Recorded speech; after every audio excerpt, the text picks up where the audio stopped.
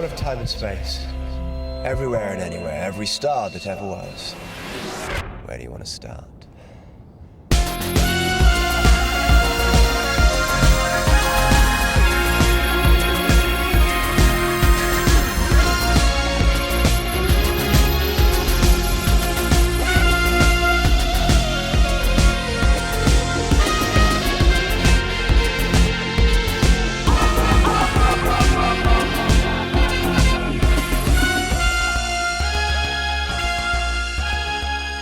We are all reeling from the terrible cliffhanger at the end of The Celestial Toymaker, where the Doctor clutches his damaged face. And let's, with no further ado, stampede towards the Old West. It's time to meet the gunfighters. I'm Ian. And I'm Mark, and welcome to All of Time and Space. Let's catch up with where we are in the story.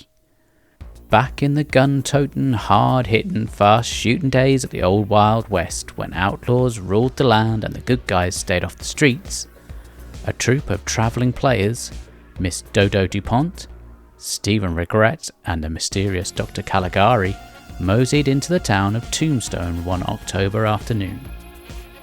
Their method of transportation was a mite peculiar though. After all, a police box materialising out of thin air sure ain't the usual way to enter a sedate town like Tombstone.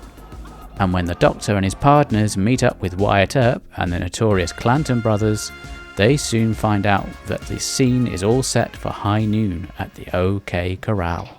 I don't know why you wanted to say it in the first place. Stephen Regret? I mean, what kind of name's that for a singer, anyway? Oh, my dear young man, can't you sing a little? Well, yes, a little, but why say it at all? Well, I had to find some sort of suitable cover after all. You can't walk into the middle of a western town and say you've come from outer space. Oh, gracious me, you'll be arrested on a vagrancy charge. And what about our little wizard of the keys? Miss DuPont, can you play? Bash. There will be no necessity to have a bash, because tomorrow morning we're going to leave Tombstone, and we shall be back in the TARDIS for lunch. You know, I don't think that is a very subtle form of advertising, do you? Yes, come to think of it, my dear. You know, I think my toothache's better. Yes, I don't think it's going to be at all Come on, necessary. Doctor, straight into the surgery. I'll go to the hotel and book the rooms. Please, Doctor, you'll feel so much better after. Oh, I only wish I shared your confidence, my dear. However, I suppose I'll meet you both back in the hotel lounge. Oh, dear, it goes again. The hotel lounge, where does he think we are? What's so funny? I was just thinking. I hope he's not expecting an injection. Well, hello and welcome back. It's time to introduce our guest for this episode. It is the wonderful Ross Aitken from Gallifrey's Most Wanted. Hey, Ross. Hey, Mark. Hey, Ian. Hey! Did you notice I used your little catchphrase there, Ross? Yes, I did. It was very nice. I appreciate it. Well, you know. You said it. Hey, it only took one take for you. It takes me multiples. Let's see how we get on when I get towards the end of the episode and I'm really struggling and I can't sort of work out how to end the... because that's usually my stumbling block. That's true. You do flounder quite badly, don't you? I really do. It's shocking. I'm the worst. Jeff just sits and laughs, and Vic does it on the other show. I just go, I'm not doing luckily, I'm the editor, so I get to take out all the stuff where I sound like a complete div. Which, you know, usually means there's hardly anything with me. I never cut out stuff where I sound like an absolute prat. No, never. No. Each their own. Yeah. So, I'll leave the profanity in, but I don't. I cut out the flubs. Yeah. Well, before we get on to the matter in hand, Ian, it's time. It is time, and with the usual caveat that I'm guessing you haven't fixed it, etc., etc., it's time to feed Ross... Wait for the parts. I beg your pardon? I'm waiting for the parts.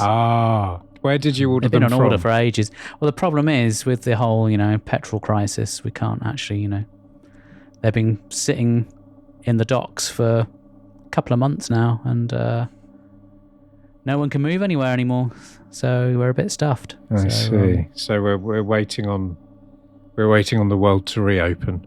Well, not the world, just the UK, really.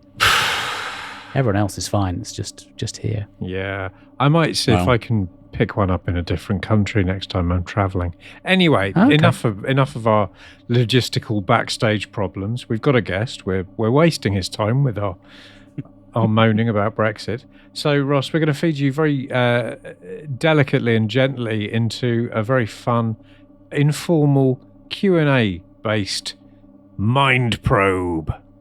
Oh no, not the mind probe.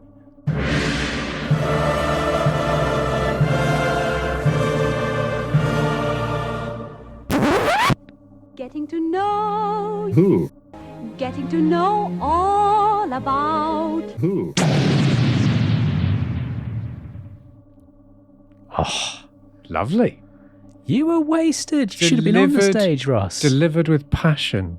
That's what's I been was missing. an actor, just not a very good one. Oh, That hasn't stopped an awful lot of people. Oh, yeah. So, We'll talk about that later. fair enough. We have just a couple of little gentle warm-up questions just to help introduce you to any of our listeners who haven't previously come across you or what you do. So there's no points for this. There's no prize for this. There's no ultimate jeopardy of being tossed into the time lash by my grinning henchman. So it's all just for gits and shiggles. So my first question to you: what is the first Doctor Who story that you remember seeing? The Ark in Space. Ooh. It was a different version than you guys had. It was the Time Life syndicated one where they had the license and they only had 4 seasons. They showed them in a loop out of Baltimore. I could pick up that signal, and they had Howard Da Silva doing beginning and end. Last time on Doctor Who, will Harry and Sarah escape? If you go on YouTube, they're worth a listen to. He's known I for feel like 2 we've missed things: out. being the villain in the Kentuckian and being Ben Franklin in the movie 1776. oh. Wow. Marvelous. But very Americanized. I thought you. That's a great I thought story you to were going have to as your say it first was like a very Americanized version where maybe I don't know, Yul Brynner was playing the Doctor or William Shatner or something. Oh, good God. That would be really Oof. something. I've reversed the polarity of the neutron flow. Humans are indomitable. Oh, God.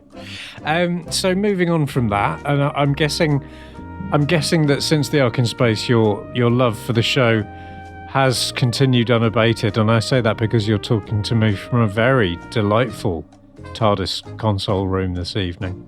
It looks very baroque and sexy in there. So I'm assuming you're still keenly smitten. What's your favourite era of the show? That's a tough one because I always came to every era late except for Modern Who. Mm-hmm. You know, that's the only Who I ever saw new. It wasn't, 2 or 3 years old. Sure. But it changes depending on when I've seen stuff. I'm a fan of the Matt Smith era, but right now he's my doctor. I have a rule about doctors. My favorite is whoever my favorite is at the time and the current one. Uh-huh. So but I would say right now it'd be the Hartnell era and the Troughton era. I really like the black and white stuff. It's, I'm kind of, especially with all the animation coming out. There's something about the 60s stories, but, I've also not watched them in a long time, so I'm kind of does that make sense? Yeah, absolutely. I've watched the new stuff over and over and over and over again, so it's kind of like, I would say the 60s stuff. Yeah, no, that's a good answer. I think we're all guilty of overwatching the modern stuff so much. I mean, I couldn't watch another episode written by Russell T. Dave. Oh, hang on. Uh-oh. Oops. So finally, a tricky 2-part question for you. Which character from all of the history of Doctor Who would you most like to be? But which character from the whole history of Doctor Who do you secretly suspect you might actually be more like? Oh my God. I think it's the same. I think it's Harry. Okay. I think I would be that friend. I like Harry. I think he's a great character. And Ian Marter brought such a natural warmth to him. Like me and Vic always talk about it and Godfrey's Most Wanted about seeing yourself in the show, representation. I said, and people ask me, who did you ever cling on to? When I was first watching, it was always a woman companion, and I never wanted to be the Doctor. I mean, you don't want to be, that's not a character you're supposed to kind of want to emulate. The companion doesn't. And Harry was the only one. And I kind of like those companions that are just, they're secondary, but they do a lot of the heavy lifting. I think Rory's the same way. I prefer Rory over aiming any day. Because he's the only one in the TARDIS who's not an idiot. He's like, this is stupid. And Harry is, Harry's very nice. I like Harry. I would be a good friend and also probably getting screamed at like Ross Aiken is an idiot by the Doctor. That is absolutely my favorite line in Doctor Who history. It is a belter, isn't it? Okay, Yeah. well, that's great. We should probably come out of the little mind probe dungeon and sit around the fire and talk about this episode of Doctor Who.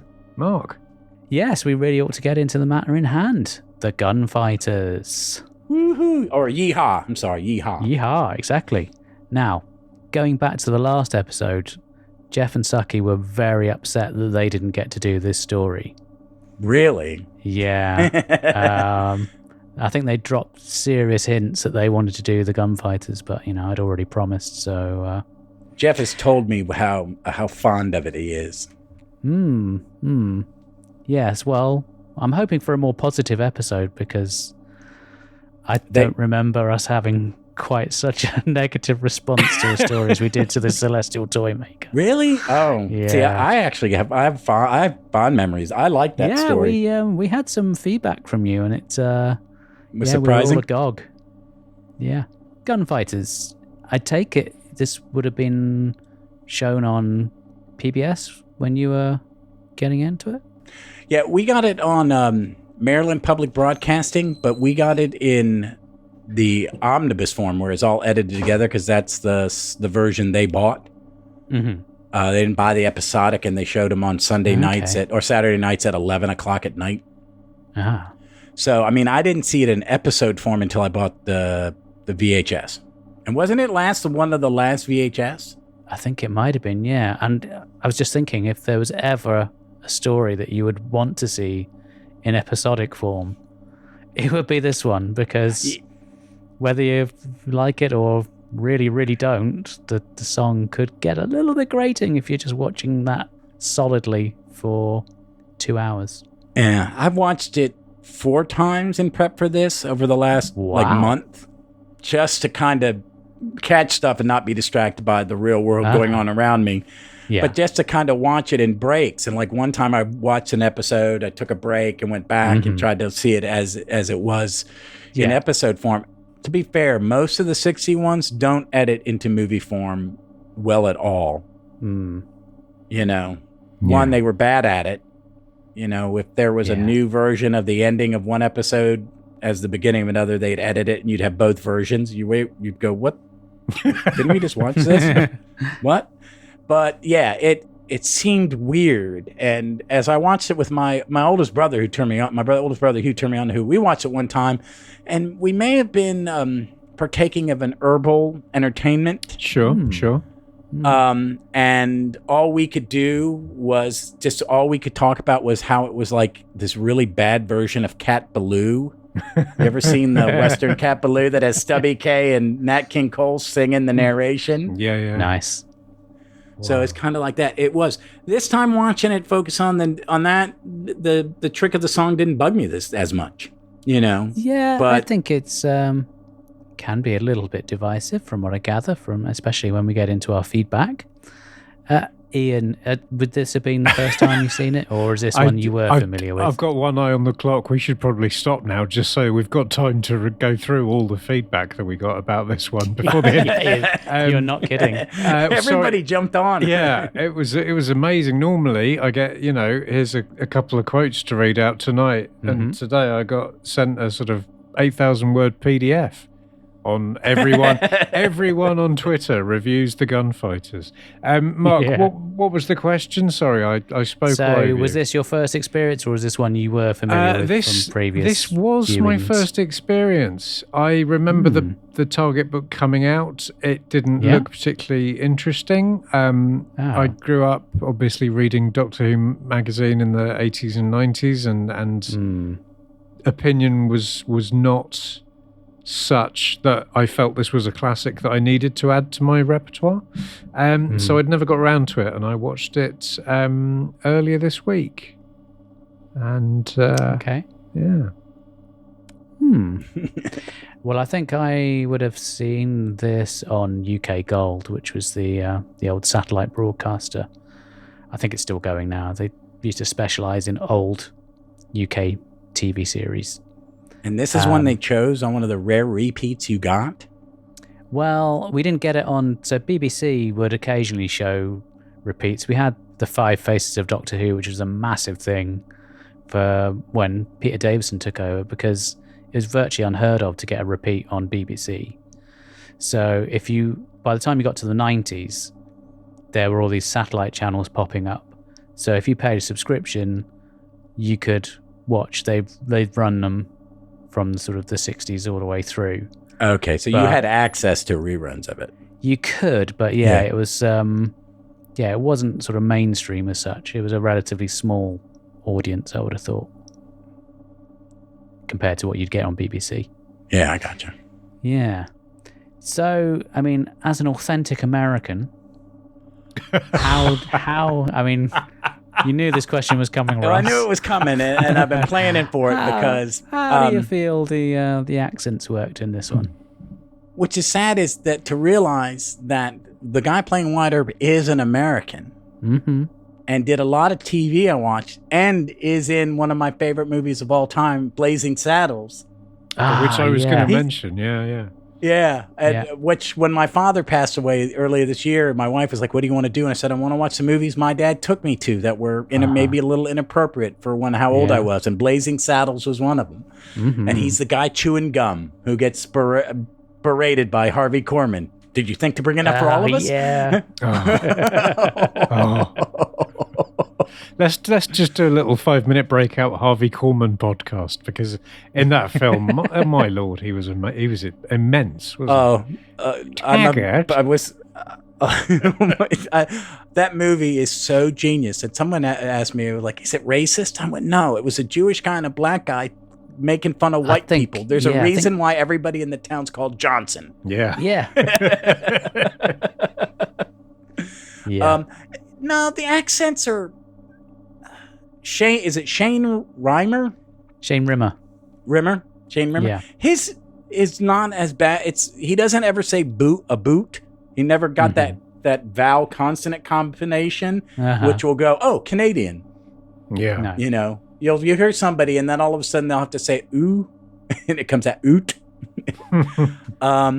He would have been known to UK viewers as one of the voices on Thunderbirds, which was... Who else was a Thunderbird on this one? Two of them were. Yeah, David Graham. He played Charlie the barman. Okay.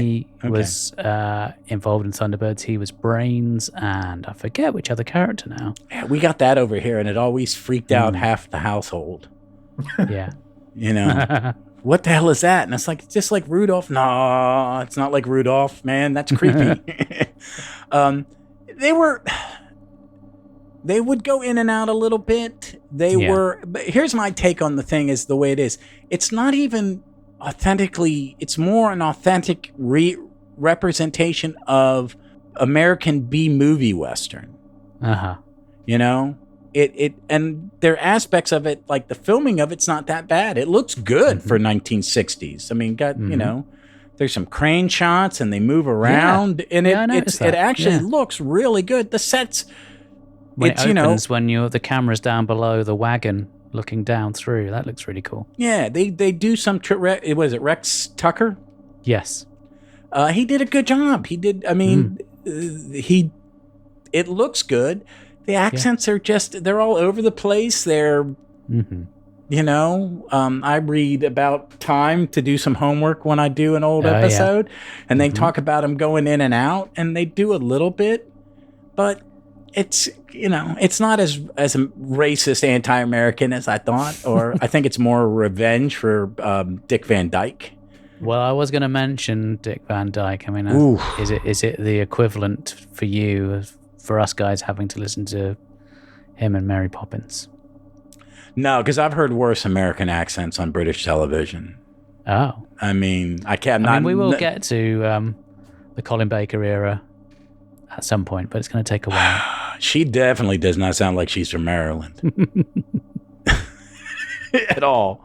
But she made up for it in other ways. But anyway, let's not go there. But it's like a cartoon Western. It's very, Well, I mean, that's okay, one of the things I like about it. It's no more offensive as their Chinese accents in Marco Polo or Talons of Wang Chiang. That accent's, worse than these.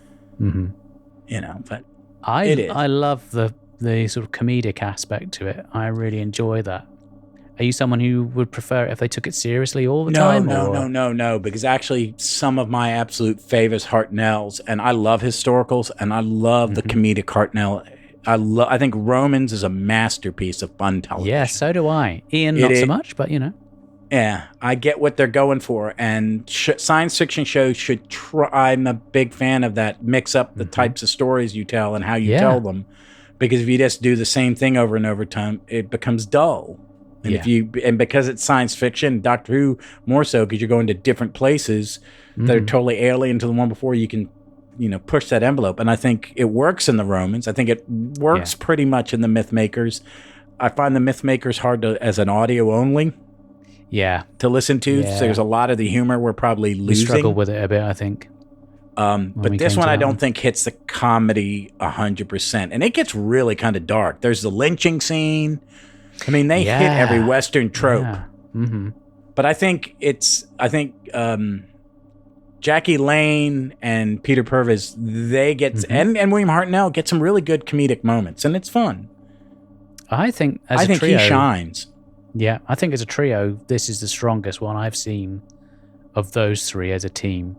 It's one of the few. I'm not a big Dodo fan. I mean, but I think a lot of the reason I don't really like Dodo, my dog is defending Dodo's honor in the background. I think we should bring the dog in, let the dog have his 5 minutes, because, Dodo's only been in the show for a couple of weeks, and yes, this is her best story so far, because she's still kind of bedding in, and feeling her way. I think they all get given something to do as well. Her first full story is the Ark, and I am not a fan of the Ark. Mm-hmm. Oh, I thought the Ark was marvellous. Really? Yeah. Ooh. But I'm just naturally a contrarian, so. Okay. The Ark was. I have some issues with it. It's kind of. I like the experimentation of telling two stories. The timey-wiminess of it. Yeah. Yeah. Yeah. I mean, the actual racism of it, maybe not so much, but. Yeah. Oh no! When you come back and say, "Oh, the oppressed people," we should have oppressed them because they're horrible. So, it was more like a TV Western, a bad TV Western. Did you guys when this was on, you guys were getting some of our, probably the worst American television that ever was, which was our Westerns. I'm trying to think. I know we got things like Bonanza and... the High Chaparral. They're all the same show. And I grew up on Gunsmoke, and I'll see an old one on, we have an app called Pluto. It comes when you buy a phone now, and it has a classic section where they show Doctor Who 24 hours a day, but they also show Gunsmoke 24 hours a day. And it is just terribly oversimplistic morality plays. Yeah. Mm-hmm. And everything resets at the end, and it is just it's what's terpablum, or it's just sugarcoating. And it's not really the West. And I grew up, my oldest brother who turned me into a Who fan is also a huge Western fan and a huge fan of stories about the gunfight at the OK Corral. Yeah, so from what I gather, this isn't the most accurate depiction. It's not any less accurate than a lot of them. I mean, most of them, until you get to Tombstone or Wyatt Earp, are not accurate at all. This is close to. This is definitely my. I saw something in About Time. This is more closer to John Ford's version, My Darling Clementine, which is a beautiful movie. Yeah. With Henry Fonda as Wyatt Earp. Yeah. You know, I hate to say this, but they mentioned the Star Trek episode, Spectre of the Gun, which I watched recently, just going through watching old Trek. That's a better episode of television than the Gunfighters. Ooh. And that's... Well, Ross, it's been lovely having you on the show. Yeah, we have to go now. I can hear the car outside. I'm sorry. I'm sorry. I want to single out one of the actors who I thought was really great, Anthony Jacobs. Oh, I'm so glad. Yes, he's one of... Who's is that? Doc? Yeah, Doc Holliday. Yeah, he is good. He is good. He plays the. I mean, I like him, and the woman. God, I'm gonna blank on her name. Who played the singer? Oh, who played Kate? Oh, played Kate was Sheena Marsh. Sheena Marsh. Yeah, I liked her. I thought she... Yes, I'm sure you did. She lit up the screen every time she appeared. She was magnificent. Yeah, she was... That's the biggest thing with this thing is the Romance works for me because it's consistent as a comedy. Yeah. And all the performers bring their A game. Yeah. Yeah. This one, the A game is only really coming from her, Doc, and I think Pa Clanton has a nice little scene. Yeah. You know, I like his performance a bit, but I do like Doc. I singled out the Clanton brothers. I think apart from them, everyone else's performance was so possible. You know, I didn't notice what their accents were doing because they were so good and they were utterly compelling. The Clantons, I think Dastari's tended to... Sorry, not Dastari. Johnny Ringo. Yeah. I think Johnny Ringo's tended to sort of, fluctuate a bit. Well, sure, but he had the look and he had an aura of menace about him. So I think it's very much a story of two halves. You've got three really bad Clantons, and everyone else is doing such a good job. I mean, Anthony Jacobs was doing... I don't want to say a subtle performance. It wasn't over the top. It wasn't ridiculous. It was just... he was just sort of annoyed and flustered all the time. He wasn't a villain with these big plots and schemes. He was just trying to run his little dentistry concession. It's perhaps the most modest plan of any villain in Doctor Who history. I just want to be a dentist. Well, I think he was more interested in just drinking and gambling, but Well, we've all been dentists at some point in our lives. What I like about his is when an actor decides, this is what they make a choice. Mm-hmm. They just, they make a choice on how they're going to portray someone as an overall performance or in a scene, and they make just that perfect choice to where whatever through line that they're doing in their head, whatever choice they're making is seen on screen, but it's not overbearing. It's not look at me, and it works. And I think he does it. This is how he creates Doc, and Doc is consistent. And there's subtle things, and when he's got a punchline or a joke, it's very subtly done. His stuff with Jackie Lane is some stuff I like a great deal. Yeah. There are good things in it. I just think overall it's... Now, you won't have heard this yet, Ross, because by the way that we record these things, it's obviously a while before they make it onto the feed. But Ian isn't the biggest fan of Stephen Taylor. What did you make of him this time round, Ian? Did you? I think he was very interesting in this story. The new sort of light comedy acting pratfall Stephen it was a refreshing change. He sang really well. Yeah. He can't do comedy to save his life. And did you not appreciate the little sort of the Oliver Hardy look to the camera like... Oh, God, not really. When Oliver Hardy does it, there's a certain kind of weight of cinema history. When Peter Purves does it, there's a weight of hair. And that's oh my God, it's like a mushroom. and my main point with Stephen was that sort of dressing up as a garish fancy boy cowboy in the Old West and sort of cosplaying in the middle of the real thing was very much kind of a presaging Marty McFly in Back to the Future 3. Oh, yeah. No, you are absolutely right. Yeah. I've never thought of that. That's brilliant. I think the two of them come out of this really well. I think we both had our issues previously. I think Jackie Lane gets a pretty tough rap. And I think the problem is we don't get to really see enough of her episodes to really give her a fair chance. And I think so she's not the ones that survived of hers aren't always the best examples of what she can probably do. I think you're right. She's a bit sort of jolly hockey sticks in this, isn't she? She's very sort of I think she's spunky. saddled with that character, and she's I think she does a good job from what she's given. Yeah, I think the three leads, the three regulars, do really well. I mean, Hartnell's good at comedy. Yeah, he really is in his zone, isn't he? When he's doing those comic, his timing is just superb. Yeah. Yeah, when you consider he's battling his illness as well at the time. And this is the era where, I mean, Peter Purves is being asked in certain stories to be the leading man at times. Oh, yeah. Like Celestial Toymaker, he, pull the focus off of the Doctor for a while and put it on the companions. Yeah. Because, I mean, I think in a lot of, like, later old Classic Who, you don't get to see the companions. This one is... Steven and Dodo have a lot of scenes with them in the guest cast. Yeah. So there are there's some nice little lines that are kind of drop in, which I really appreciate.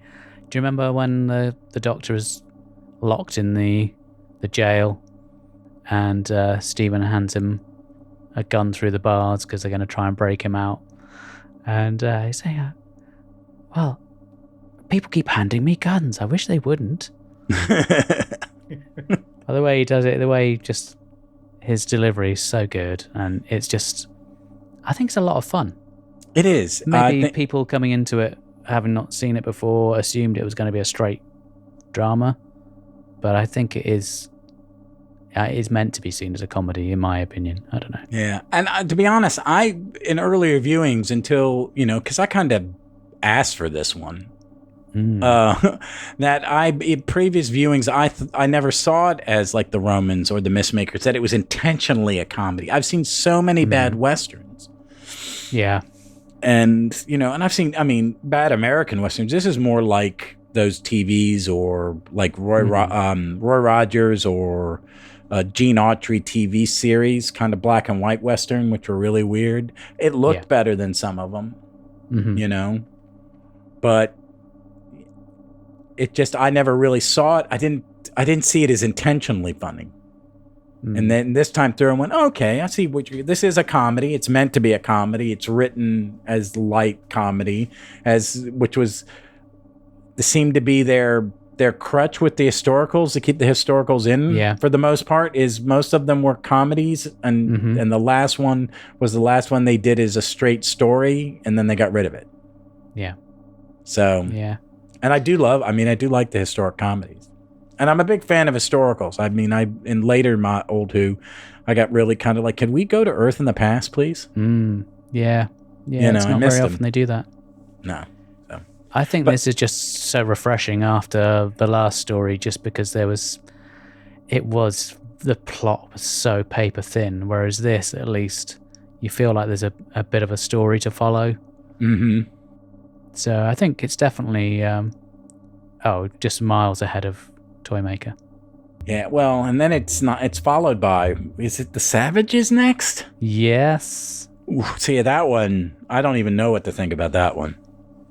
Well, I can't really say anything for fear of influencing. Next, I'll wait to hear what you guys think about it, because I've never been able to. We're in this stretch where a lot of it was missing. And I know Ian must be enjoying listening to the audios or watching the reconstructions. Hugely. The Savages you're going to love the Savages reconstruction. They're a total of 8 photographs. Oh boy. Yeah, I think, Ian, how many years have we been doing season 3 now? About 17, isn't it? Yeah. I know that there's this myth that it ends at some point, but I no longer believe that day will come. Or if it does, I won't be here to see it. But I mean, I know neither of us are the biggest Pertwee fans, but I'm quite looking forward to season 7 because it's 4 stories. We just I can't knock it out wait. like We that. can It'd just be great, we can just record that in like a weekend and just go down. Well, I there. have to ask you guys, when you get to some of the Troutons, are you going to use the animated ones? I think, well, we've been quite sort of flexible in how we experience them in Red the Target novelization of... I mean, Vic does that. That's what Vic does Reign of in Terror. ours when it's missing. She's not going to listen to the audios. So. Yeah, I quite enjoy the animations. I think they're variable. I mean, I generally what I can watch, I watch on BritBox because I don't have any of the DVDs or VHSs or anything anymore. And I don't know if I'll be able to watch BritBox in a couple of weeks. But no, you have an American version. It's excellent. You can get it through Amazon, and you'll have the joy of BBC America. Okay. They pay for the animated ones. They pay half of it, so they air wonderful. them in color on TV. Oh, that's why great. we have a delay. So the night before they're released on DVD in this country, they will show it in black and white and then immediately show it all in color in episode form. Oh, how wonderful! Well, that is what I'm going to be leaning very heavily into. When we get they to actually Troughton. have some of the animated is in the American BritBox. So if you're doing when you get to Troughton, Power of the Daleks, the black and white version is on BritBox. Oh, fab! Yeah, excellent. So you'll be good. Yeah, so it's worth it. So once we get out of the Hartnell era, then it'll be a lot easier to watch some of these missing stories. Oh yeah, you should That's be fine. encouraging. I'm hoping, and I think BBC America has a way to watch some of their stuff that's not on at the time. They do a lot of reruns. Yeah, they're getting ready for New Jodie because their schedule will be nothing but Doctor Who leading up to the premiere of the new episode of the new season. They'll just show nothing but Doctor Who for 4 or 5 straight days. Okay, if you're listening, darling, you didn't hear that, and we're definitely not going to have that conversation the day I arrive. We need to thank you not to call Ross darling on air, okay? Do you mind? Oh my God, I'm sorry. I couldn't keep it in the box any longer. Would anyone mind if I very quickly played devil's advocate? Oh, go on. Because I know there's a lot of love for this story, but I just wanted to think about it from a slightly different angle. That's it. Bring everyone down. No, not at all. But you could argue the Gunfighters is quite an uncomfortable marriage of genres, and there's this kind of perceived wisdom that in the Doctor Who format you can tell literally any story or set it literally anywhere. And I don't believe that's true. I don't think the Doctor would work in, say, RoboCop. And I don't think the Doctor works among the time-worn grooves of the staple Wild West tropes. He doesn't use a firearm. He won't partake of alcohol. So what is the point of putting him in a Western? The Earps kind of gloss over the rough edges of his spiky character as best they can, but Stephen and Dodo are throwing themselves into the proceedings. The Doctor's just standing on the sidelines carping and not getting involved because it's all a bit beneath him, and he won't do violence. So does it work, or is he a little bit distanced from the proceedings? I think it goes back to what Ross was saying just now about how they're leaning more heavily on particularly Peter Purvis, but the companions, and putting them more front and centre rather than William Hartnell. And only allowing him to do the Doctor is mostly comedic. Yeah. It's mostly comedic. I think you're right. Could you tell a story set in the West with the Doctor that didn't have a monster? I mean, because the only other Western is A Town Called Mercy. Mm-hmm. And I'm a Matt Smith fan, and it's not one of my favorite Matt Smith stories. Yeah. No. I don't think it's not a well-written script. It's not. I'm a big Ben Browder fan because he was in 2 shows I really like, Farscape and Stargate. Mm-hmm. But I think you could put him in the Old West like on a wagon train, or do something about cultural differences between, Europeans and Indians. Yeah. But no, he doesn't see you can't put him in Fistful of Dollars. Right. You can't put him in Tombstone. I think you're right, Andy. Because it's about, those are stories that, of the loner coming. I mean, and the Doctor is the loner that comes into a town and makes things right. You would think it would lend itself to that, but oddly, it doesn't quite fit, does it? No. No. I mean, unless you make I suppose in most of the westerns I've seen, it tends to be the loner comes into town and solves it by shooting people. Which it's the same. Yeah, you couldn't put him in a samurai story. Uh-huh.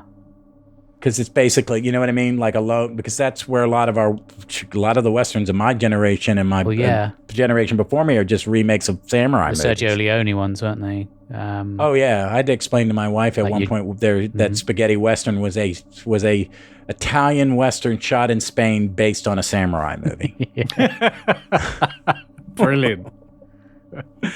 But no, I think Ian's right, and I think that's where this one is. They try to parrot the romanification of the West that Americans have, and it is one of our most, right after the Civil War, it's a time of lawlessness and barbarism in a lot of ways. Yeah, I mean, I was watching this and thinking of, Deadwood, which is where I get most of my real Western knowledge from. And which is actually very accurate. Yeah, I kind of figured it must be. I mean, okay, they probably didn't all speak that semi-Shakespearean dialogue, but you can't imagine the Doctor lasting 5 seconds in a room with like Al Swearingen in it. Oh no, he'd been fed to the pigs in about 20 minutes and be regenerated constantly. Like, I'm not using a gun, and he'd just go cocksucker, and it would be all over. Oh yeah. And a good Western shows that barbarism. You know what I mean? And that these, I'm a big fan of Unforgiven, and there's a great line where the young gunfighter is drinking and he's with Clint Eastwood and he's drinking and he's just killed his first man and he's traumatized. Yeah. I mean, he's sobbing, he's drinking, he can't stop crying. And he's like, I've done this. I shot a man, he's dead. He's never going to have anything again. Yeah. Everything he was going to have is gone or will be gone, and the finality of it. And the kid goes, well, I guess he deserved it. And Clint Eastwood's character turns to him and goes, kid, we all deserve it. And the Doctor doesn't fit in that story. He's definitely not Will Money, is he? No. Unforgiven's my favorite Western. It's such a great movie. It is. It is. I think it's a master. I think Eastwood he gets credit now. I think he should probably stop, but he makes a powerful movie when he gets all those things right. And the cast as well is just so good. I'm a big Gene Hackman fan. I grew up in the era of Hackman where he was in every third movie. It was either him or Michael Caine. Yeah, across the board, it's just such a good film. Back to the accents. Now you got me, because in modern they've said enough in America. I will say the accents in this are better than in Manhattan. Angels Take Manhattan. The Daleks. They're bad in that one. Yeah. But the Dalek one. Yeah. The Dalek 2-part. Oh man. Our Andrew Garfield's American accent is just atrocious. I mean, this is brilliant. I was anticipating having to wait 10, 20 years before I could slag off Daleks in Manhattan, but it's such a stinking turd of a. Oh, God. Thank God we don't have to watch any more. Hang on. Well, that was, I'm not going to blame that all on RTD. He didn't write that. It's the woman who wrote it is someone whose other writing I enjoy great deal, so I'm not going to say her name. I think maybe 10% of that was the writing and the scripting. I think it was the realization, and I think it was purely their confidence outstripped their capacity to actually deliver. I think you're right. A half man, half Dalek, which is essentially a rubber head in a suit, is not really meeting that brief. Have you ever seen the film Naked Lunch with Peter Weir? Weller? I did. I saw it. What was it? About 93, 94? I saw it. There's a scene where he crawls through a room full of male genitalia. Yep.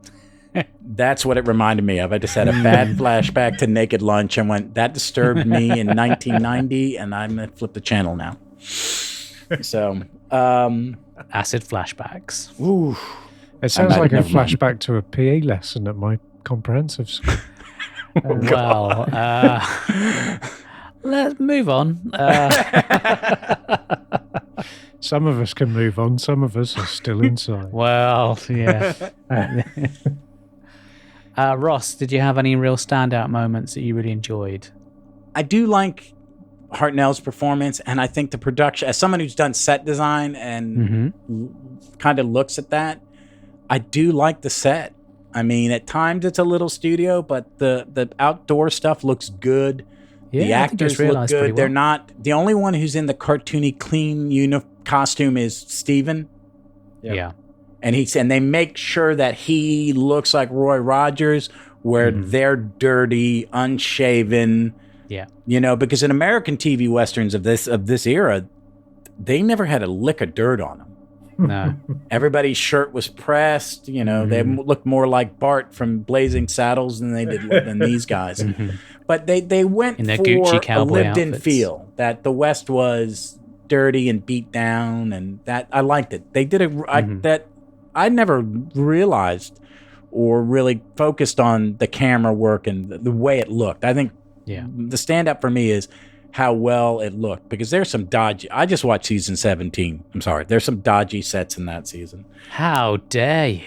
Yeah, well, turn the lights down. Turn the lights down. Turn the lights down. But I think this one visually looks really good. And I do like certain performances. Some of the comedy works. Yeah. You know, it doesn't, but watching it in one long go, not my recommendation. Yeah. How do you feel about the ballad? Do you find that is a bit grating, or No, I Have you don't. learned to live with it? It used to bug me more. I think that's just from hearing a certain actor sing it very camply in convention videos, over and over again, thinking he was being funny, and it was like, song is, it's the joke's old. I think it works. I don't mind a little narration. I don't mind a little tweaking to storytelling. Yeah. You know, but I did theater where you really tweak storytelling. You know what I mean? You put in not crutches, but you put in to get exposition out, instead of having your actors say it, you deliver the exposition in different ways. I think it's a neat way of moving the story along and explaining what's happening. Yeah. It did throw me off was when she's speaking one way, and then when she's singing, she's lip syncing it. Is she lip syncing it? Because it sounds real different. Well, it's Linda Barron that's doing the singing, who will crop up many years from now. Okay, that's in right. Enlightenment. In Enlightenment. Oh, I love her in Enlightenment. So, yeah. But no, I think for me it was the thing that stands out really is the set and how they shot it. I liked it a lot. That really kind of made it more enjoyable. Yeah. Ian, what were the things that you really enjoyed in this one? So the direction, the sets, every time Kate appeared, and I'm not saying this in a kind of creepy, lecherous, oh, she was quite nice kind of way. She just generally had a luminosity that came from within, and it was one of the most complete and contained and convincing performances in Doctor Who, because I think apart from the Clantons and Hartnell and Jackie Lane and Peter Purvis, I think everyone else maybe didn't know they were in Doctor Who, so they were just making a balls to the wall Western, and that's why it was so good. I loved the song. I watched part one, and my plan was, I'll let you into my secret sad world. My plan was I'd watch one episode a night, Monday, Tuesday, Wednesday, Thursday, record on the Friday. Sounds perfectly reasonable. I watched part one on the Monday. I thought about it for about 5 minutes, and then I watched part two. And I would have gone on to watch part 3 and part 4, but I fell asleep. No bearing on the story. It was the first time I can remember in the Hartnell era where I've sort of chosen to keep going rather than having to I've got to watch this now, or I've got to watch one episode of this every night. This was the first time in all the stories we've watched where I thought, this is fun and I'm loving this and I just want to keep going.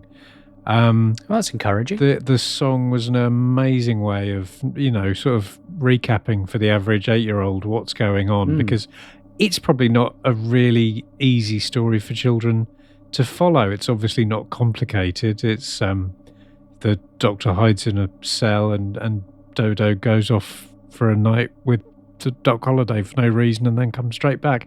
But having that narration to remind people, bring in, people who maybe missed last week's episode, you're constantly kept on top of what's going on. You know all the way through where the story's going because of that recurring line about blood in the straw or whatever. I just thought this was one of the most fresh and exciting and fun stories of the Hartnell era. Wow. Yeah, that's, you make a good point about, you said something about kids, that this show was meant for kids. I saw this as a 20-year-old for the first time. I was in my 20s when I saw it. You're in your 20s, Ian, right? Absolutely I am. And so is my wig. But it is meant for kids, and the light, and I get why they did a lot of what they did, because that's who their audience was geared toward. It was for something that you sat down and watched down with mom and dad. Yeah. And, because there weren't monsters in this one, there wasn't spaceships and running around, it might not have kept the attention of kids the way that some of the other stories did. And that's why I think it was actually really sophisticated to have that quite simple recap structure laced through as often as it was. I mean, it was, 3 or 4 times an episode, and I think that kind of pulls all the viewers through at the same speed. Yeah, I think we've said this on some of the historicals before, where you can imagine your average 7 or 8-year-old having experienced exciting Dalek stories or incredible aliens, whether it's going to hold their attention or not. But I think along the way we've had some real standout historicals. I think Marco Polo was quite a revelation to both of us when we watched that first time around. And that one has narration, and that works in that, I think it works. And I think some reason that some of the other historicals are silly. That is so here. This kids don't have to get what's going on because there's just some, Nero is silly, or the king and, in Mythmakers is silly and clownish and very, light. And this one, I know it's meant to be part comedy, but it gets a little, I could see kids going, what's going on, Mom? Why are they putting a rope around Stephen's neck? Yeah, that was dark. That was dark. I never realized how dark it was until I watched it this time today. It was like, oh, that's really messed up. This is pretty violent. Yeah, I had the info text on while I was watching, and I seem to remember reading that they went out of their way to make sure they didn't mention the word lynching when they were having that scene. Because as an American, we take that term, it has a more visceral reaction to us really historically. Racially loaded, isn't it? It's just... Yeah, because most of the people, it was it was a retribution for speaking up. Yeah. Normally, especially in the part of the country I live in. But it was kind of dark. I tried to listen to the commentary, and I love Toby Haddock normally, but it was a lot of really old guys having moments. And he went through them. The only ones that were, I would say, Peter Purvis and Shane Rimmer had some stuff to say, but I like listening to him on a commentary because he is very blunt. Yeah, he will be. Doesn't pull any punches. He doesn't have any soft edges when it comes to talking about stuff. But I found it distracting, so I just kind of watched it this time. Normally, because I have the DVDs, I watch all the extra features and stuff like that. So. Yes, I watched a few of the features. Ian Levine was not happy about the fact that they'd been enjoying Daleks, and then it went to, as the season progressed, they had to watch a Western, but Well, Can't it's please Ian. everyone. Well, it's whatever. I'm not going to say what I want to say about him because it would be... But safe to say that if he's not happy, then I am. So Yeah. So I'm loving it. Yeah. It's a good rule to live by. He's a tool. Yeah, yeah. That's about it. He's not That's the sharpest nicest tool thing. in the box, but he is a tool nonetheless. Oh my! Oh, I'm going to have to get editing. Why is that? Then? Do we have anything else we want to say before we give it a score? No, I'm good. Ian? I think I've sung its praises. Yeah, I think you have. Right, well, as Ian would say, let's score this mother. I am going to come to Ross first. Ross, what would you score this one out of 10? I'm going to go, let's say a 6 out of 10. Okay. 6 out of 10. Okay. Mr. Ian. And I want to give this a 10. And my first reaction was to give it a 10. If you want to, then feel free. But But I question whether or not it worked. I think it was a brilliant production, but I think the idea at the heart of it is fundamentally flawed. As I was saying, I don't think the Doctor works in this setting, and for 4 episodes being stubborn and sort of turning a blind eye to it. You couldn't put any other Doctor in this story and have him there for 4 episodes. So I'm gonna have to give it a 9 just because of that little weirdness. But on a production level, I think this was the best thing we've seen. yeah. No, I don't think Have you ever given anything a 10, Ian? Oh, loads. Okay. I might have. What did I give the Ark? I like the Ark. I might have given that. You gave a 10. the Ark 10? Yeah, I gave Wow. the Web Planet a 10. Well, that's because you should give it a 10. Well, correct. I give the whole Matt Smith. Well, I give seasons 5 and 6 of the Matt Smith era a 10. I think Dalek's master plan, you had to give it a 10, otherwise I would. You were going to fire me, weren't you? You sent me that email. Well, yeah, you know. From your solicitor. Yeah. So I gave it a 10. I think there have been other 10s along the way. I don't score things as meanly as I should, and I'm rapidly running out of Hartnell stories. So hopefully there's a real clunker on the horizon that I can be really savage towards. Now, whoa, hold on there. All right, I love the direction of this, as you say, very creative, the camera angles, and yeah, it just looks really, for a 60s episode, it looks fresh. Some of them can be a bit sort of stagey and a bit sort of fixed cameras, but this was visually interesting. I love the guest cast. I think they did a pretty good job. As a Brit, the accents didn't really cause me any pain, so that's maybe, my personal filter on it. There's a lot of fun dialogue. Hartnell's having a whale of a time. I am going to give it a 9. Well, let's hear what you guys think of the Gunfighters. I've got mail. All right, let's hear some of your feedback. And before we get started on our Twitter and Facebook feedback, we have had another masterpiece from Andy Moore. Hey, Charlie. I'll be right back. Why? Are you going? I just thought me of an errand I forgot. Well, you better be right back, milady, if you had to keep on working here. Why, of course, Charlie. What? David, love, now listen. They're a bit concerned up in the gallery. Well, I say concerned, his lordship's apoplectic, but it's about... It's the accent again, isn't it? I fear it may have slipped again just a tad. Yes, just a tad, love. Terribly sorry, old love. I suppose it's an occupational hazard of being a man of 1,000 voices. Well, let's go again, love, and remember, it's not Thunderbirds, okay? You're not, what was it, Grandpa Pig, or, what's the other thing, Wise Old Elf, whatever the bloody hell those are. Remember, this is Doctor Who, love. Doctor Who. It says it on the scripts and everything. Okay? Yes, Doctor Who. Yes, Doctor Who. I've got it. Right. Right then, everybody, places.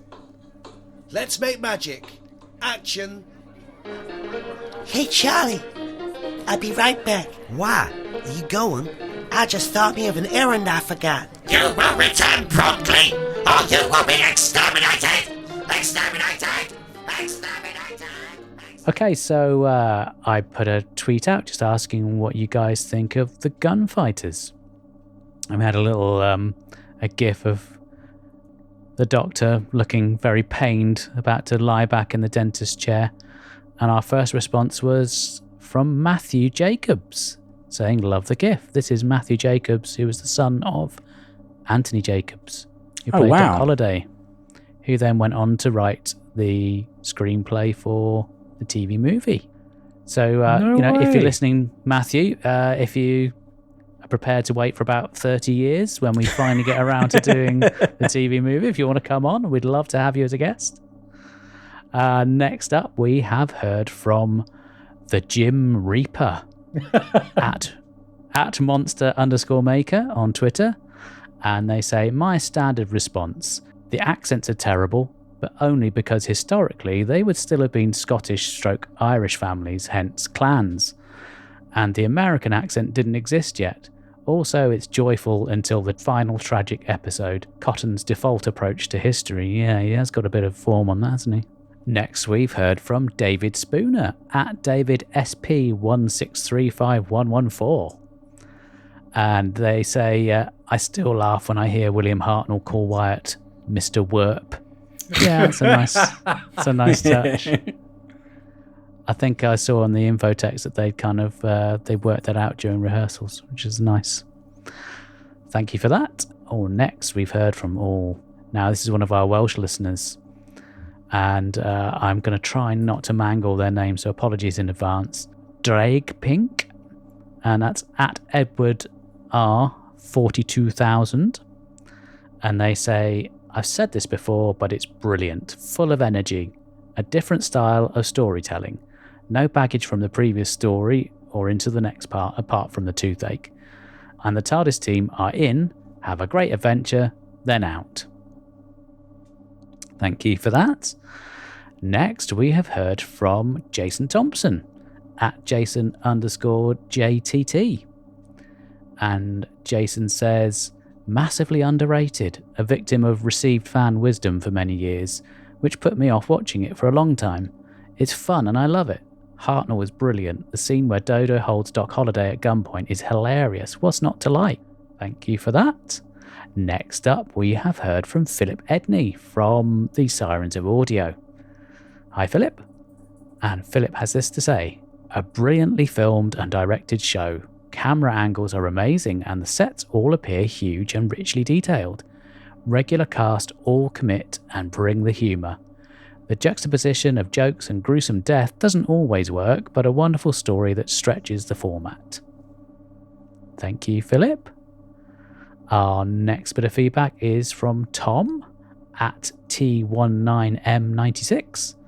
And they say, fun and underrated. Doctor Who should do another musical episode in the future. What do we think to that, chaps? Do you think that could work? Yeah. I know they did it in Buffy, didn't they?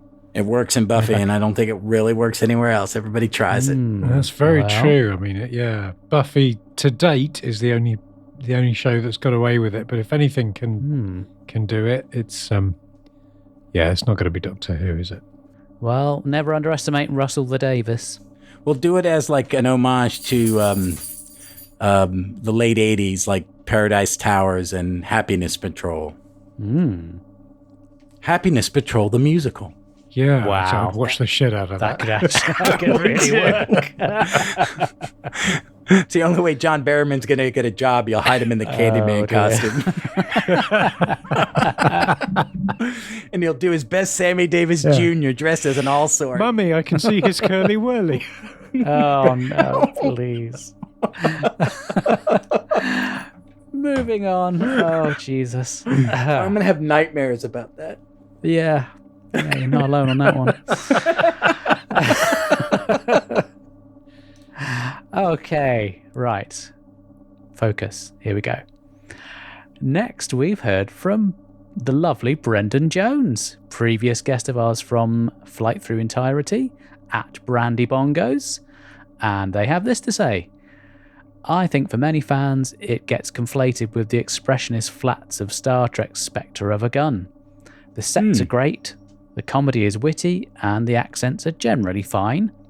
Probably Jackie Lane's best performance. The Doctor and Park Lantern scene is perfectly melancholic. Thank you, Brendan. And don't forget to check out Flight Through Entirety. Great show. Yes, it is. We're all fans here, aren't we? Mm-hmm. Okay, next up we've heard from James Whiteside at James_Whiteside. I loved it. A great story that was not taking itself too seriously. I love the little songs along the way too. Sung by Linda Barron, I believe. Yeah, you're right. We've had a lot of feedback on this one, it's fair to say. Next up, we have heard from Andy Ruse at Andy Ruse. I think they have some pretty cool artwork they like to share on Twitter, if I remember rightly. And they've put up a couple of tweets. So it's a really odd production if you watch it out of context. You need to see the movie Gunfight at the OK Corral, 1957, to understand some of the references. I have a feeling that the film was Donald Cotton's main reference for the history side of the tale. The historical facts are very uneven, both in the film and the serial. Certainly the British audience's knowledge of American history was coloured by the factually dubious output of Hollywood. Western TV shows were still very popular on UK screens at the time. Next up we've heard from Tim from the Missing Episodes podcast at Doctor Who Podcasters. They say it's kind of weird Cotton employed someone to research the historical facts, then ended up doing the pastiche. But it was then fiddled with by Tucker and co. So what it was ever supposed to be is lost, and it's a bit of a mess, but love it though. Thank you, Tim. Next up, we've heard from Ham-Fisted Batfender at Batfender. The vastly enjoyable exploits of Ms. Dodo DuPont, Stephen Regret, and the mysterious Dr. Caligari has attracted something of a re-evaluation over the years, and deservedly so. Great performances from the leads and assured direction from Rex Tucker. Yes, I'm even fond of the ballad. Thank you for that. Now, next up we've heard from... I don't know who this guy is. At Gallifrey Gothic? Have you heard of him, Ross? No? Yeah, I think I've had some run-ins with him. Yeah. Hello, Jeff. And they say... I grew up when the Gunfighters was considered the nadir of the Hartnell years, and the Celestial Toymaker a shining example. Interesting how seeing these stories as opposed to reading about them in a Haining book can change things. The Gunfighters is another chance for Hartnell to show us his comic timing. Dodo and Stephen are probably at their finest as a pair, and there are some lovely touches in the direction. My favourite Hartnell? No. But much more fun than the Toymaker, I think. Yeah, he's still a bit aggrieved that we made him watch the Celestial Toymaker. Well, sorry, Jeff. Well, when we do our next episode, he can berate me. Yeah, it's all your fault. It's mine. Next up, we've heard from Gary L. Wales, at Gary Wales. Apart from the incessant wailing, not Hartnell, I love it. Thank you, Gary. And we've also heard from Luke Bartolo, at Luke Bartolo 1. They say, it's been interesting watching the historiography around the serial evolve over the years. Once one of the most hated sets of episodes, its appraisal post-2005 demonstrates the shifting demographic of fans and what they perceive as good Doctor Who. Me? I don't mind it. Now we have a bit of an essay from the guys over at RetroTube Archive TV podcast. So this will be Adam. So Adam says, as I'm sure you'll have already discussed at length in the days before regular VHS releases, the Gunfighters was long held by conventional fan wisdom to be the worst Doctor Who story of all time. My personal theory as to why that was is simply, how could it not be? The Western was at a particular low ebb during the 1980s, and Doctor Who doing a Western in a tiny studio with a largely British cast could only be garbage, couldn't it? In the same way that a surreal story about deadly space games could only be skill to the max, and at least as good as Evil of the Daleks. The best Doctor Who story ever, yee-haw! I loved the novelisation and briefly became fascinated by the whole gunfight at the OK Corral story, so it was always disappointing to me that the TV version was such a stinker. Of course, when I finally came to see the actual serial many years later, it turned out to be rollicking good fun. It has a few obvious flaws, but is always a blast to watch, and Hartnell on especially good form. Yeah, I don't think you get too many arguments on Hartnell's performance. He's been really great in this one. Next up, we've heard from Jeff, at Jeff Grumpy. And in response to the gif of Hartnell on the dentist chair, he's reminded me of my first dentist. Oh dear, I hope not. And lastly, from me, you'll be glad to hear, we've heard from, I love their Twitter name, Yes, I actually think the year is 1970. And their Twitter handle is @fan89footy. And they say, haven't seen it since it first aired.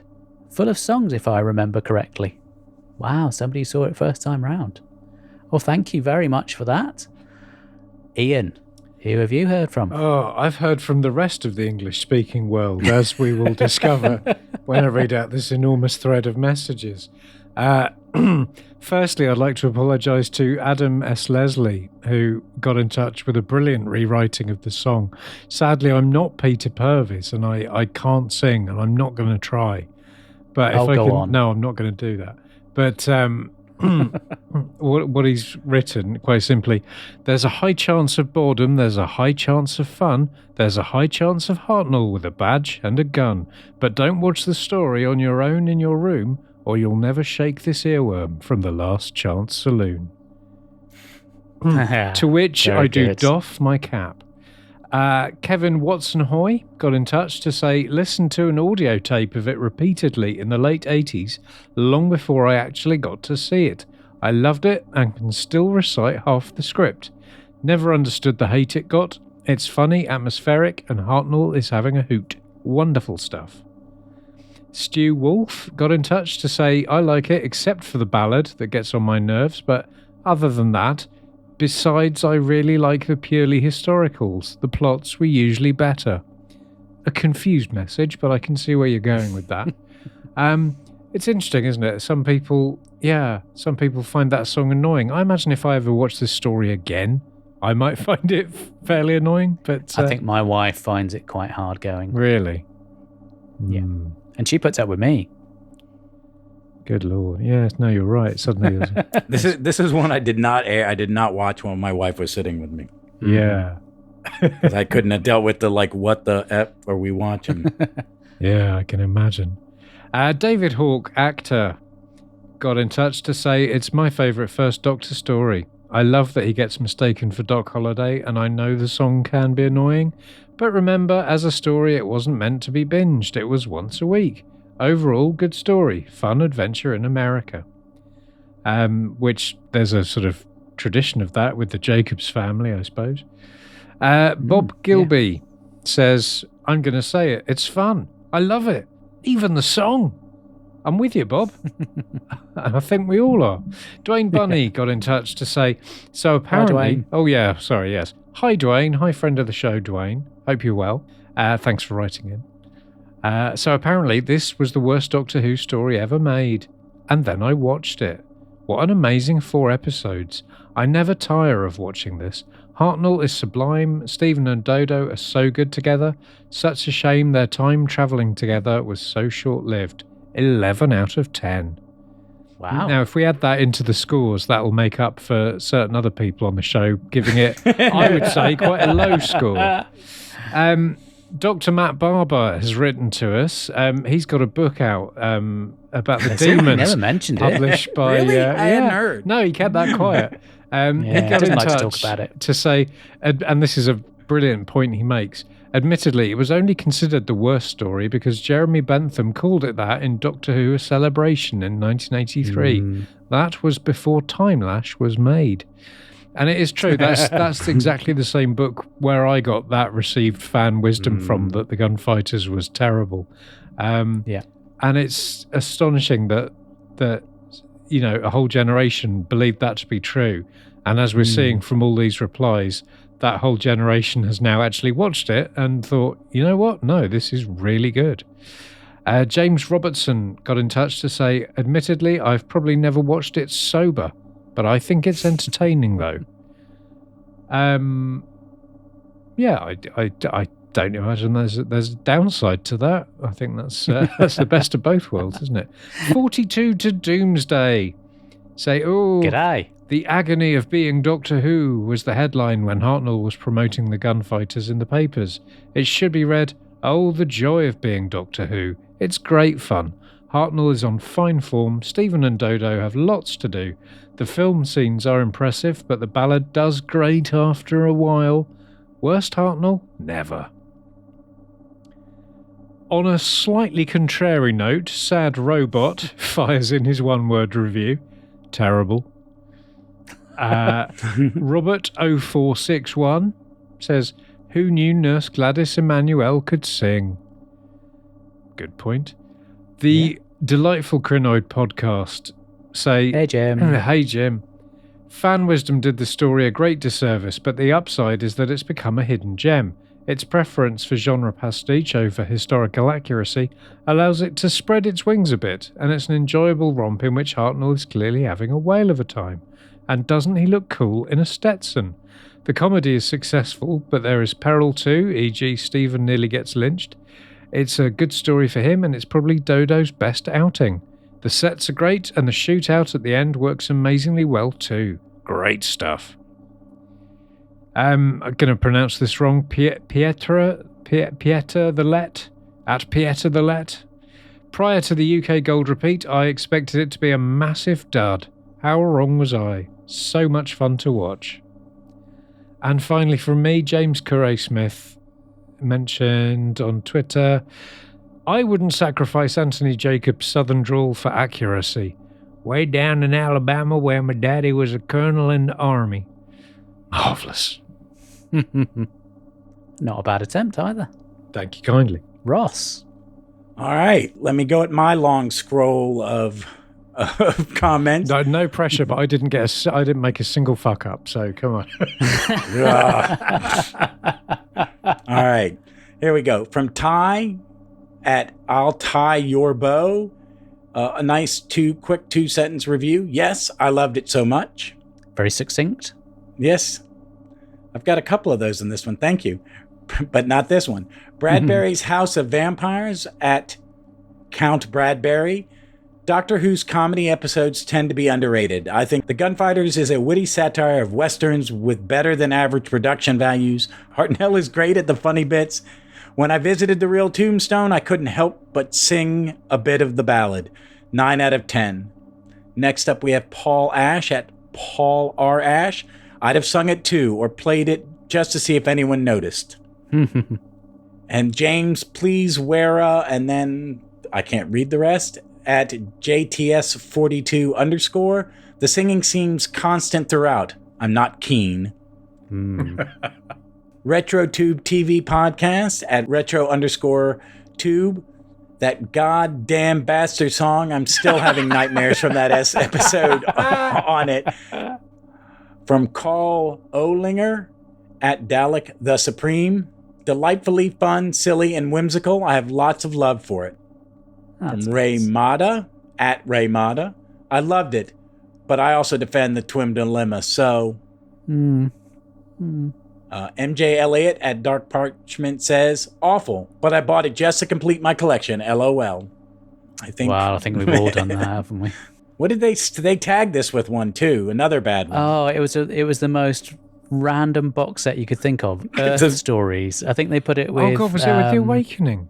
It was, wasn't it? It And was. I love The Awakening. Yeah. The Awakening I is do one of my too. favourite Yeah. stories of the 80s. It was the only way they could get people on and it was like it was when they were just putting stuff in box sets, kind of mix Yeah. and match and stuff. We got to get these out. I'm tired. They won't let me out of this room remastering them. Stop whipping me. Oh. Why am Yeah, I dressed sorry like a about Oompa Loompa? Why has that man got his curly whirly out? Next up, we have Jace Mayo at Dash Me Optics. Not a fan. Sadly, the bad accents take me out of the action, and that's in anything, not just two. Fair enough. Richard Tipple T. Davies at Far From All Over. The bit where it intros the Savages is good. And that's it. Thank you all very much. Yeah, Rich is one of the guys behind all those amazing colorizations of the Hartnell black and white stuff. Oh my God, the one from Dalek Invasion of Earth. Mm-hmm. Oh, it was gorgeous, and he even gets the light levels right. Yeah, you know, and he skin doesn't. tones are just perfect. Yeah, because sometimes when people do it, they brighten the scene. It's like I watched a documentary on John Singleton, who did Boys in the Hood. Mm-hmm. Took over redoing films for conservation at UCLA, and one he did was Guns from Navarone, and all the nighttime scenes had been shot during the daylight. So when they were printed years later, it looked like it was in daytime, and he had to go and put the blue filter on everything. Oh wow! Yeah, but the richest stuff is he gets what the director is going for. It's that some of that stuff is amazing. Mm-hmm. Yeah, their little team is very impressive. Excellent. Well, thank you all for your feedback. If you want to get in touch, we'll be listening all the ways over our end credits. Ross, it's been an absolute delight to have you on the show. I waited a while for this. I was excited. Thank you for having me. And well, we were excited to have you. Well, when you get further along and you have anything, please let me know. I have lots of, we can like fit most you in somewhere. Who fans, I have opinions. Yes. Well, you know. Yeah, we would love to have you back as soon as we can. Oh, that'd be great. And I got to get both of you all on Runcible for some topic. Oh yeah, that'd be great. Please. I've been on a few times. It's a really good show, and you must give it a plug before you disappear. Yes, you can always catch me running my mouth at both of the Gallifrey Most Wanted podcasts. Gallifrey's Most Wanted with me and my best friend Vic, where we're not doing what you guys are doing, in actual order, but we jump from doctor to doctor in their order. So we do a first doctor, then we do a second, and we get around. And once Jodie's era ends in 2 years, people, it's still 2 years now, we'll add her to the mix. Oh, nice. And we'll be able to reevaluate her, which is, I'm kind of excited about that because we're doing that with Capaldi right now. And then with me and Jeff Goddard, who you heard last month on this wonderful show, me and him do the Runcible Report, and we just do different topics. Right now we're doing a bunch of, by that time we'll have gotten through these, but we'll do seasons, we'll do stories, we'll do Big Finish, we'll do about anything.